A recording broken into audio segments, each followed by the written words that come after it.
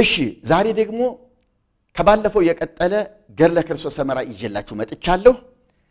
እንደሚታወቀው የተለመደ መልእክቴን ከመግቢያዬ ላይ ያስተላልፋለሁኝ። ፕሮግራሙን ለሌሎች ሼር በማድረግ በመቀባበል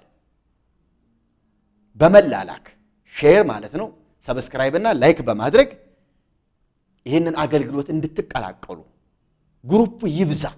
እንዲሁ ለእንቶ ፈንቶ ለማይረባ ነገር ጊዜ ከምታጠፉ እውነቴን ነው የምላችሁ ከእንዲህ አይነት የስተት ትምህርት ማምለጫ ከውድቀታችን የምንነሳበትን ወደ እውነት ወደ ሕይወት የሚያመጣውን ይህንን መወያያ ጉዳይ ትኩረት እንድንሰጥበት ያስፈልጋል። ስለዚህ ወገኖቼ አደራ የምለው ይህንን መልእክት ትኩረት እንድትሰጡበት ነው። ዛሬ እንግዲህ ይዤላችሁ የመጣሁት በጣም የሚገርም ነገር ነው። ለመንግስተ ሰማያት የማይበቃው ሁሉ ወደ ክርስቶስ ሰምራ ገዳም እንደማይደርስ፣ ይሄ በጣም አስደንጋጭ ነገር ነው። ሰውን ሁሉ ወደ ክርስቶስ ሰምራ ገዳም የሚከት ለመንግስተ ሰማያት የማይበቃው ሁሉ ወደ ክርስቶስ ሰምራ ገዳም አይደርስም። ላንብበው፣ ቃሉን ከገድሉ ያወጣሁትን ላንብብላችሁ። ከዕለታት በአንደኛው ቀን አንድ ሰው መጥቶ እጅ ነሳትና በጸሎትሽ ተማጽኛለሁ አላት። እሷም ተማጽኘሻለሁ ስላላት በጣም ደነገጠች። በዚህ ጊዜ ወደ ቤተ ክርስቲያን ሄደችና መሪር እንባን አለቀሰች። እነሆ ጌታ ኢየሱስ ክርስቶስ ወደ እሷ መጥቶ ወዳጄ ክርስቶስ ሰምራ ሆይ ምን ያስለቅስሻል አላት። እሷም አቤቱ ፈጣሪዬና አምላኬ ሆይ ማቅ ለብሼ ቅናት ታጥቄ መከራን ታግሼ በጸሎትና በስግደት ለመኖር ያልቻልሁ ነኝ። እኔ ባሪያ በመዝናናትና በመቀማጠል የኖርሁ ነኝና አለችው። ጌታም ወዳጄ ክርስቶስ ሰምራ ሆይ አይዞሽ፣ ዳግመኛ በዚህ አይነት ልብሽ አይደንግጥ፣ ሰውነትሽም አይፍራ። ምሕረት ሊደረግለት የማይገባው ሁሉ ወደ አንቺ መጥቶ ዜና ገድልሽን ሊሰማ አይችልምና አላት። ስለሆነም ገድልሽን ለመስማት ትሩፋትሽን ለማየት ወደ አንቺ የሚመጡትን ተስፋ መንግሥተ ሰማያት እሰጥሻለሁ። አንቺም የአባቴ ቅዱስ መንፈሱ በገለጸልሽ መጠን ከሐዘን ከትካዜያቸው ለማጽናናት ሥልጣን እንዳለሽ ተስፋ ስጫቸው። ይህም ከአንደበቴ የወጣው ቃል የማይታበል ለመሆኑ እውነት እልሻለሁ አላት። የኅዳር ወር ገጽ 72 እስከ 74 ቁጥር 11 እስከ 15 በእያንዳንዱ ገጽ አስገራሚ ነገር እየተመለከትን ነው። አሁን ከዚህ ላይ ወንጌልን ገደል የከተተ የክርስቶስን ቤዛነት ከንቱ ያደረገ ቀራንዮን ውድቅ ያደረገ ማለት ነው። በቃ እግዚአብሔር አብ ይሁን ብሎ እንዲሆን የወደደውን እንዲሆን የወሰነውን ነገር ከንቱና ዜሮ ያደረገ ነው። አስቡ፣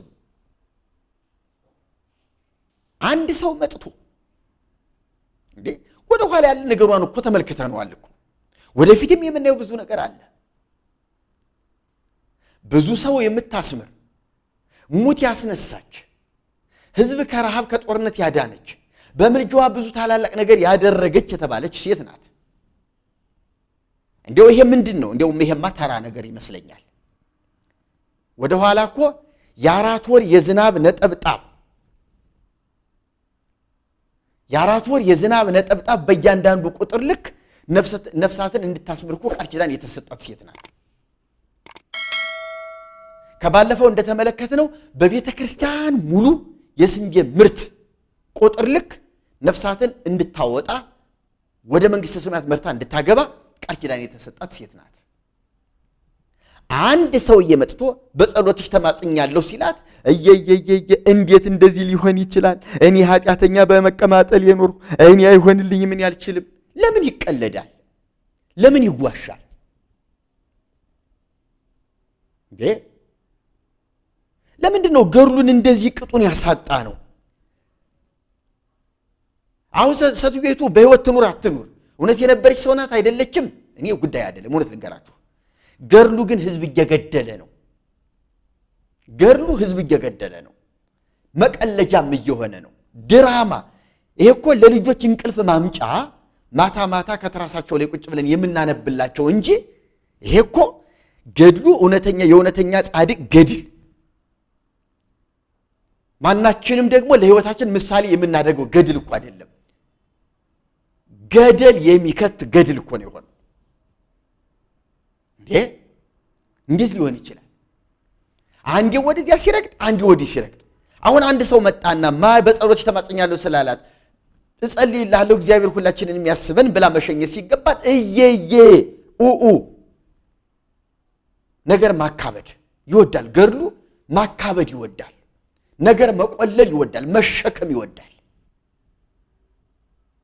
በጣም የሚያሳፍር እና ጌታችን መጣና ምን ያስለቅስሻል አላት። እኔ ኃጢአተኛ በመቀማጠል የኖሩ ምን ያህል እንደዚህ ተባሉ፣ እንደዚህ ሆነ። እውነት ገዳም ለጾም ለጸሎት ዓለም በቃኝ ብላ የሄደች ሴት ጸልይልኝ የሚሏትን ሁሉ እየተቀበለች ጸልይልሃለሁ አይዞ ተረጋጋ ማለት ሲገባት እኔ ማነኝ ብላ ገፍትራ መሄድ እኔ ከሴትዮቱ ሕይወት የሚጠበቅ አይደለም፣ ከገድሉም የሚጠበቅ ጤናማ ገድል አይደለም። ዝም ብሎ የፈጠራ ጽሑፍ ነው ሳይሆን እኔ ፈጠራ እና ግራ የገባው ሰው ከሆነ ውሸት ሲጻፍ እኮ አሁን ልቦለድ ጸሐፊዎቹን እናውቃቸዋለን። እኔ ብዙ ልቦለድ አንብቤያለሁ።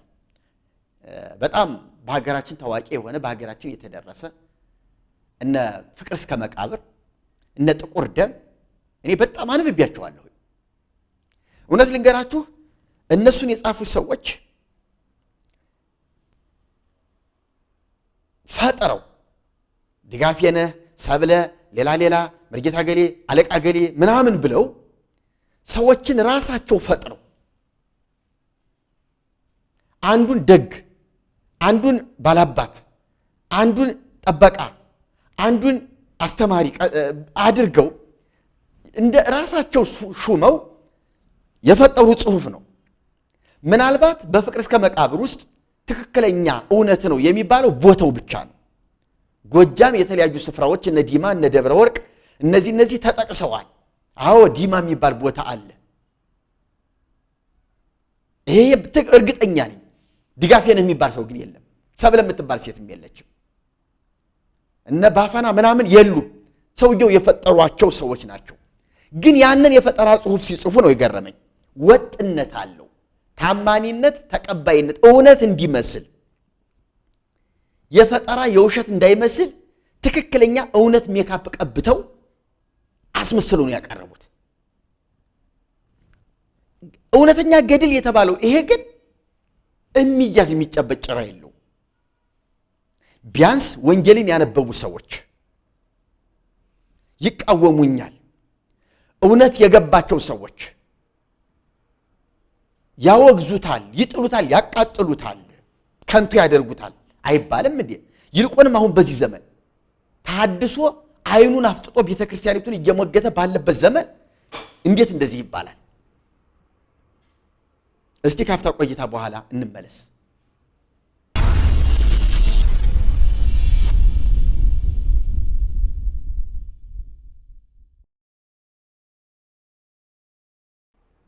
እሺ ጌታችን ኢየሱስ ክርስቶስ እንግዲህ አነጋገራት። አታልቅሽ፣ አትዘኚ፣ አይዞሽ፣ ልብሽ በዚህ አይደንግጥ፣ ሰውነትሽም አይፍራ አለና ምንድን ያላት?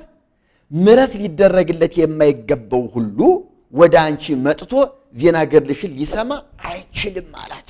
ኢየሱስ ክርስቶስን እንኳን የዚህ ገድል ተጨማሪ ውሸት፣ የውሸት ተባባሪ፣ የውሸት አቀንቃኝ ያደረጉት እውነተኛ ኢየሱስ፣ እውነተኛው ኢየሱስ፣ እግዚአብሔር አብ ለቤዛችን የላከው ኢየሱስ፣ ቀራንዮ ላይ የዋለው ኢየሱስ፣ በሩ እኔ ነኝ ያለው ኢየሱስ እውነት ሌላ ቤዛ እዚህ ላይ ይተክላል? እንዲህ ከሆነ አንድ ነገር ልናገር። እኔ እዚያ ቦታ ተወልጃለሁ። ከጸለየችበት ቦታ ተወልጄ አድጌያለሁ። ትምህርት የመጀመሪያ ፊደል የቆጠርኩበት እዚያ ነው። አባ ኪሮስ የሚባሉ ታላቅ አባት ነበሩ ክርስቶስ ሰምራ ገዳም። ከሳቸው ፊደል ቆጥሬያለሁ፣ ዳዊት ደግሜያለሁ። በየቀኑ ከቦታው ተመላልሻለሁ፣ ቀድሻለሁ። አሁን ጽጌ መናፍቅ ነው፣ ገደል ይገባል፣ ገሃነም ይገባል፣ የሲኦል ልጅ ነው ምናምን ነው አይደለም የሚባለው? እሺ ክርስቶስ ሰምራ በተቀበለችው ቃል ኪዳን ልታድነኝ አትችልም ማለት ነው? ለመንግስተ ሰማያት የማይበቃ ወደ ገዳምሽ አይመጣም። በቃ ወደ አንቺ መጥቶ ዜና ገድልሽን ሊሰማ አይችልም። ገድሏን ሺህ ጊዜ ሰምቼዋለሁ። ዛሬ ነው ያርገውና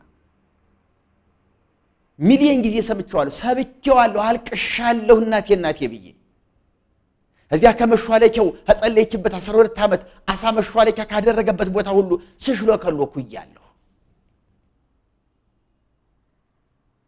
እና የኔ ጉዳይ የት ሊወድቅ ነው? አሁን ይሄ ቃል ይታጠፋል? እኔ በኢየሱስ ክርስቶስ ስም ረግሜዋለሁ። እንዲህ አይነቱን ተልእኮ እንዲህ አይነቱን መልእክት በኢየሱስ ክርስቶስ ስም ረግሜዋለሁ። አንደኛ ኢየሱስ ራሱ መጥቶ እንዲህ አለ መባሉ አይልም፣ ጌታዬ አይልም። ሁለት ምላስ የለውም፣ ሁለትና ሶስት ቤዛም የለውም፣ ሌላ የመዳን መንገድ አማራጭም የለውም። ራሱ ጨርሶታል። በእርሱ የሚያምን ብቻ የዘላለም ሕይወት አለው፣ የማያምን ግን አሁኑኑ ተፈርዶበታል። አሁኑኑ ተፈርዶበታል። በእርሱ የሚያምን ግን ከሞት ወደ ሕይወት ተሸጋገረ እንጂ ወደ ጥፋት አይሄድም። እውነታው ይሄ ነው። ይህንን ያምር ሆነ የተቀበልኩ ሰው ነኝ። የክርስቶስ ሰምራ ገድል ምንም አለ አላለ ኢየሱስ ክርስቶስ የተባለው የፈለገ ነገር ቢል እንዴት ጌታዬን እዚህ አልቀላቀለው፣ መድኃኒቴን አልቀላቀለው። የብርሃን መልአክ የሚመስል ሰይጣን በፈለገው አቅጣጫና መልክ እየመጣ የዚህን ገድል ጸሐፊና የገድሏን ባለቤት እንደፈለገ ቢጫወትባትም እኔ ነፃ ወጥቻለሁ። ነፃ ወጥቻለሁ። አብ በላከው ለመድኃኒቴ ዋጋ በከፈለው በኢየሱስ ክርስቶስ በማመን የዘላለም ቤዛነቴን አረጋግጫለሁ። እንዲህ አይነቱ እርግማን ግን በሕዝቤ በወገኔ በምድሬ ላይ እንዳይኖር እኔን ያገኘች ምሕረት እንድታገኙ ወገኔን እታገላለሁ፣ ዋጋ ከፍላለሁ። የእርግማን መንገድ የሞት መንገድ ይሰበራል፣ ተወደደም ተጠላ። ስለዚህ ዋጋ እንከፍላለን በዚህ ጉዳይ ላይ። ቀጠለ። ስለሆነም ገድልሽን ለመስማት ትሩፋትሽን ለማየት ወደ አንቺ የሚመጡትን ተስፋ መንግሥተ ሰማያት እሰጣቸዋለሁ። አንቺም የአባቴ ቅዱስ መንፈሱ በገለጸልሽ መጠን ከሐዘን ከትካዜያቸው ለማጽናናት ስልጣን እንዳለሽ ተስፋ ስጫቸው። ይህም ከአንደበቴ የወጣው ቃል የማይታበል ለመሆኑ እውነት ልሻለሁ ብሎ ማረጋገጫ ሰጣት። በቃ አንቺ ማልቀስ አይጠበቅብሽም፣ ማዘን አይጠበቅብሽም። ከዛሬ ጀምሮ አንቺ ወደ አንቺ የሚመጡትን የማዳን ተስፋ እንዳለሽ፣ የማዳን ጸጋ እንዳለሽ የአባቴ መንፈስ ባንቺ ላይ ስላለ አጽናኛቸው፣ አበርቻቸው፣ እንደሚድኑ ንገሪያቸው። ምክንያቱም ለመንግሥተ ሰማያት የማይበቃ ካንቺ አይደርስም፣ ገድልሽንም አይሰማም። ይሄ የማይታበል ቃል ነው አለ ተብሎ ያላለውን ተጽፎልናል። ስለዚህ ወገኖች እስቲ ወንጌሉን በፍጹም በቅንነት መንፈስ ተረጋግታችሁ ወንጌሉን እኮ ዳር እስከ ዳር ማንበብ አይደለም። ኢየሱስ ስለ ሕይወት ምን አለ፣ ኢየሱስ ስለ መዳን ምን አለ የሚሉ ከ10 የማይበልጡ ቃላቶች ብቻ ናቸው እኮ ቁልፍ ቃላቶች አሉት። እኔ ያላቸው አሉ። ኢየሱስ እኔ ብርሃን ነኝ፣ በእኔ የሚመላለስ ጨለማ አያየውም። እኔ መንገድ ነኝ፣ በእኔ የሚመላለስ አይደናቀፍም። እኔ የወይን ግንድ ነኝ፣ አባቴ ተቀኝ፣ እናንተ ደግሞ ቅርንጫፎች ናችሁ። እኔ የሕይወት እንጀራ ነኝ፣ እኔ የሕይወት ውሃ ነኝ። በቃ እነዚህን ቃላት በማወቅ ኢየሱስን ማየት፣ እውነትም ኢየሱስ ለእኔ ይሄ ነው ብርሃኔ፣ መንገዴ፣ የወይን ግንዴ፣ ሕይወቴ፣ እንጀራዬ፣ መጠጤ፣ ልብሴ በቃ እና ይሄንን ውልቅልቅ አድርገን ጥለን እንዴት ነው ወደ ፍጡር የምንሄደው? ስለዚህ የተረጋጋ ሕይወት ሊኖረን ይገባል። እስካሁን ድረስ ያበላሸነውን ነገር እንደገና ተጸጽተን ልንበቀለው ይገባል።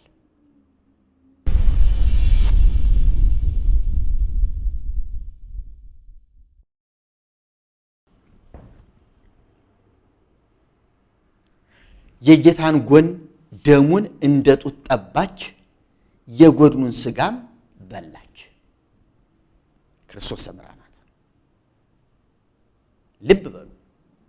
ጌታ ሙቶ ከተነሳ ካረገ ከስንት መቶ ዓመት በኋላ ከ1500 ዓመት በኋላ ነው ጌታና ክርስቶስ ሰምራ የተገናኙት። ጌታ ካረገ ከ1500 ዓመት በኋላ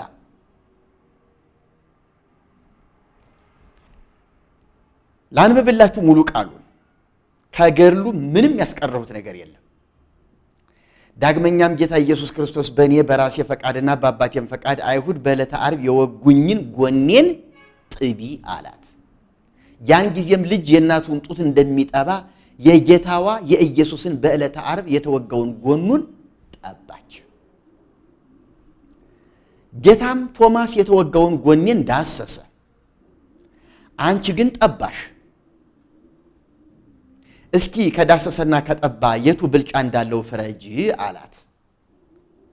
ይህን ባላት ጊዜ ከመናገር ዝም አለች። እሱ ግን በይ እንጂ ወዳጄ ክርስቶስ ሰምራ ተናገሪ አላት። እሷም አቤቱ ጌታዬ የጠባ ይበልጣል አለች። ዳግመኛም ወዳጄ ክርስቶስ ሰምራ ሆይ ከእናቴ ከድንግል ማርያም ሰው ሆኜ በዕለተ ዓርብ የተቆረሰውን ሥጋዬን ብይ አላት። ገድለ ክርስቶስ ሰምራ የኅዳር ወር ገጽ 74 እስከ 75 ቁጥር 17 እስከ 22። ይገርማል። አስገራሚ ነገሮችን እያገኘን ነው። ቀልድ፣ ጨዋታ፣ ድራማ። ለማያምን ለየዋህ ሰው እኮ ከንፈር ያስመጥታል፣ ደረት ያስደካል። እኔ በዚያን ጊዜ እንደዛ ነበርኩ። ታምር፣ እጹብ፣ አቤት የተሰጣት ክብር ታላቅነቱ፣ አቤት እንዲሆነላት እንዲተደረገላት እያልኩ እኮ በእውነት ነው የምላችሁ ይገርመኝ ነበር። በጣም እደነቅ ነበር። በእውነት ወደ እውነት እንደው አለመድረስ፣ እውነትን አለማወቅ፣ ወንጌልን አለመረዳት ግን ከባድ ድንቁርና ነው። አቤት ስንቱ ሕዝብ በዚህ እንደተጠቀለለ ሞተ። ይገርማል። እስኪ አስቡ። ዳግመኛም ጌታ ኢየሱስ ክርስቶስ በእኔ በራሴ ፈቃድና በአባቴም ፈቃድ አይሁድ በዕለተ ዓርብ የወጉኝን ጎኔን ጥቢ አላት። ያን ጊዜም ልጅ የእናቱን ጡት እንደሚጠባ የጌታዋ የኢየሱስን በዕለተ ዓርብ የተወጋውን ጎኑን ጠባች። አሁን ደም ነው እየጠጣች አለችው። ደም፣ ኖርማል ደም ከጎን እየፈሰሰ ያለ ትኩስ ደም።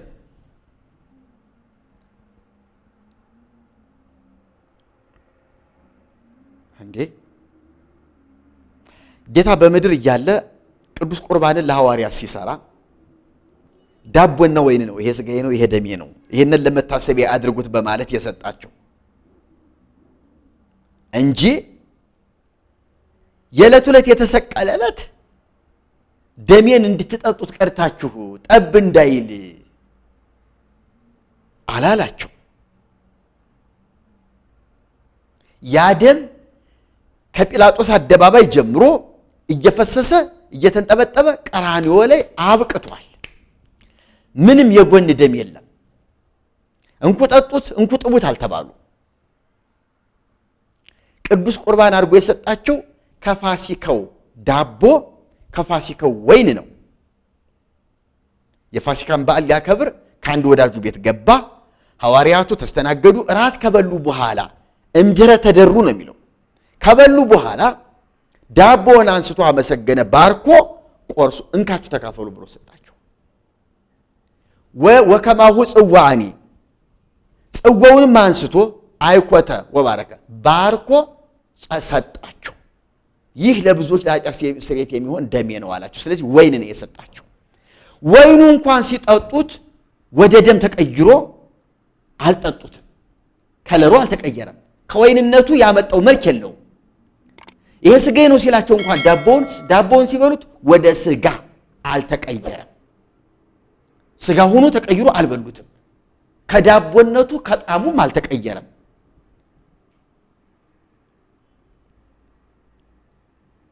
እዚህ ላይ የምናየው ጉድ ግን ካረገ ከ1500 ዓመት በኋላ ክርስቶስ ሰምራ እየጸለየች እያለ ኢየሱስ መጣ።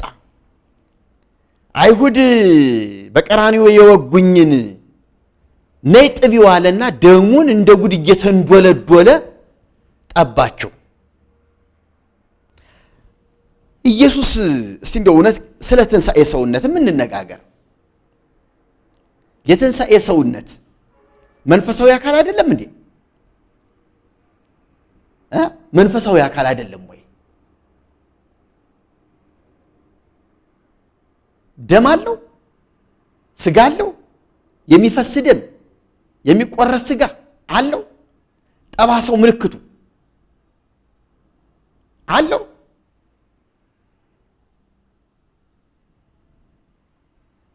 እያንዳንዳችን ከነጠባሳችን ነው እንደምንነሳው።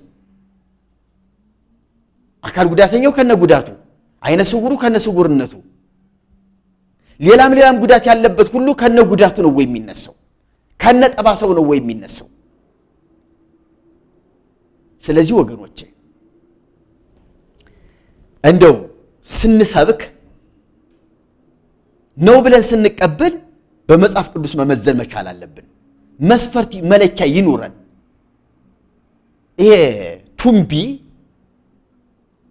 አቅጣጫ ጠቋሚ ያልተንጋደደ ያልተዛነፈ እንዲሆን መለኪያ ቱምቢ ይኑረን። እሱ ደግሞ የእግዚአብሔር ቃል ነው፣ የሐዋርያት ትምህርት ነው። የቤተ ክርስቲያን ሕይወቷ አቅጣጫ እንዳትስት ቀጥ ብላ እንድትወጣ ህንፃው ቀጥ ብሎ እንዲወጣ እንዲያድግ የሚያደርግ የቤተ ክርስቲያንን እድገት የሚጠብቅ ቱምቢ መንፈስ ቅዱስና ቃሉ ነው። እንዴት እንደዚህ ተወለጋግደን እናድጋለን? የማይሆን ነገር እኮ ነው እየተወራ ያለው። ደም ጠባች ክርስቶስ ሰምራ። ታላቋ ሴትዮ ኢየሱስ ከትንሣኤ በኋላ ከስንት መቶ ዓመት በኋላ መጣና ነይ ጥቢ አላት። እናሳ ከቶማስና ካንቺ ማን ይበልጣል? ቶማስ ዳሰሰ፣ አንቺ ጠባሽ እና ከቶማስ በልጫለሁ ማለቷ ነው። እንግዲህ አሁን በሷ ቤት አሁን ከቶማስ በለጠች። ሐዋርያት ደግሞ ሌላ ኪዳን የተሰጣቸው ናቸው። እኛ ሁሉን ትተን ተከተልንህ በፍርድ ቀን ወይም ደግሞ በመንግስተ ሰማያት ምን ታደርግልናለህ ብለው ጠየቁት። ሲጠይቁት እናንተማ ሁሉን ትታችሁ የተከተላችሁኝ በፍርድ ቀን በ12 ወንበር ትቀመጡና በ12 የእስራኤል ነገር ላይ ትፈርዳላችሁ አላቸው። አዎ ቃል አስተምረዋል፣ መልእክት አስተላልፈዋል፣ መዳን በክርስቶስ እንደሆነ ተናግረዋል። ይህንን ቃል የተቀበለው ሁሉ ከነሱ ስብከት የተነሳ ድኗል። እነሱን አንቀበልም ያለ ግን ከቃላቸው ካለማመኑ የተነሳ ተፈርዶበታል እንጂ አሁን ሐዋርያት 12 ወንበር ተደርድሮ አንተና ወደዚህ አንተ ወደዚያ ሄድ ሊሉ አይደለም። ቃሉ ነው የሚፈርድ። ኢየሱስም እንኳን በፍርድ ወንበር ተቀምጦ እገሌና እገሌ እያለ አይጠራም። ወይም ደግሞ የፍርድ መጽሐፍ ተገልጦ ሲነበብ አይውልም። ያ እንደ ፍትህ እንደ ፍርድ እንደ ወንጀለኛ መቅጫ የተገለጠ ምሳሌያዊ አነጋገር እንጂ እያንዳንዱ ስራው ነው በቦታ የሚያቆመው። ጻድቃንን በቦታቸው የሚያቆማቸው ስራቸው ነው። ኃጥአንን በቦታቸው የሚያቆማቸው ስራቸው ነው። ማንም ማንን ሲጎትት አይውልም። ማንም ከማን ጋር ለመደበላለቅ አይሞክርም። ስራው እየጎተተ በስፍራው ያቆመዋል። ህይወታችን፣ አካሄዳችን፣ የክርስትና መስመራችን፣ ሁሉ ነገራችን የተያዘና የተጠበቀ ነገር ነው። ወዲህና ወዲያ የምንለው ነገር የለም። ሐዋርያት በተሰጣቸው ስልጣን ያንን ያደርጋሉ፣ በወንበር ይቀመጣሉ ሲባል እንደዚያ ሊያደርጉ አይደለም። ለምሳሌ እኔ እየሰበኩ ነው። የዳኑ ዳኑልኝ፣ ሰየው፣ በእኔ ምስክርነት በእኔ አገልግሎት ዳኑ፣ ወደ እውነት መጡ፣ የዘላለም ሕይወት አገኙ። እኔን ሰምተው የተሳደቡ፣ በእኔ ላይ አቧራ ያራገፉ፣ እኔን የተራገሙ፣ ቃሌን የተቃወሙ፣ ያሳደዱ፣ የደበደቡ ግን በፍርድ ቀን ይሄ የተናገርኩት ቃል ከኔ አፍ ወጥቶ ወደ ጆሮአቸው የደረሰው ቃል ይፈርድባቸዋል እንጂ እኔ እዚያ ወንበር ተሰጥቶኝ አንተ ብዬ እገሌ ብዬ ስም ጠርቼ ልፈርድበትም ልመሰክርበትም አልችልም። የሰማው ቃል ነው የሚፈርድበት። ኢየሱስ ምን አለ? እኔ አልፈርድባችሁም፣ የሚፈርድባችሁ አለ፣ እርሱም ቃሌ ነው።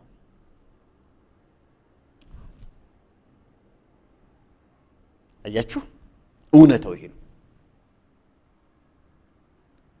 አሁን ቶማስንና ክርስቶስ ሰምራን ማበላለጥ የገድሉ ቀልዱና አንዱ የድራማው ክንፍ ነው። ቀጠለ። ጌታም ቶማስ የተወጋውን ጎኔን ዳሰሰ፣ አንቺ ግን ጠባሽ፣ እስኪ ከዳሰሰና ከጠባ የቱ ብልጫ እንዳለው ፍረጂ አላት። ይሄ በጣም አስገራሚ ክፍል ነው። እስቲ ከፍታ ቆይታ በኋላ እንመለስና እንመልከተው።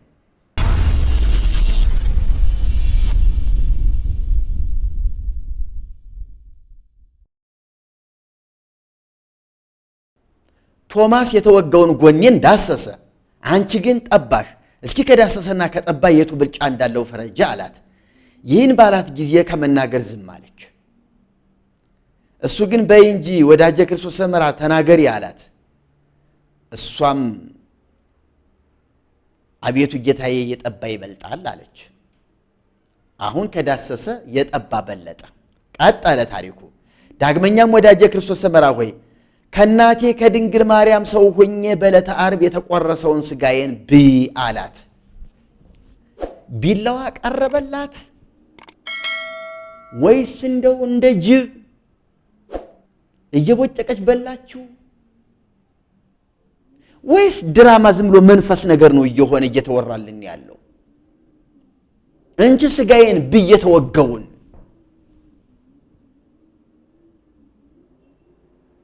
የማይሆን ነገር መንፈሳዊ አካል በእንደዚህ አይነት ሁኔታ አይታይም። በእንደዚህ አይነት ሁኔታም አይከናወንም፣ አይፈጸምም። እንደዚህ አይነት ስርዓትም የለውም። ክርስቶስ ሰምራ አልሞተችም፣ በስጋ ነው ያለችው። መብላት ትችላለች። ማናቸውንም ብዬ የተባለችውን ነገር ልትበላ ትችላለች።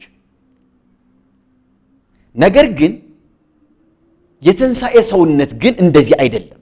ጌታ በትንሣኤ ነው ያለው። ጌታ በክብር ነው ያለው። እንዲያውም ልንገራችሁ የዮሐንስ ወንጌል ምዕራፍ 17 ላይ አባት ሆይ በምድር ላደርገው የሰጠኸኝን ሥራ ፈጽሜ ያከበርሁህ፣ አሁን ግን ዓለም ሳይፈጠር ካንተ ጋር በነበረኝ ክብር አንተ በራስህ አክብረኝ ብሏል። አሁን ወደዚያ ክብሩ ነው የገባው። ወደ የት ክብሩ?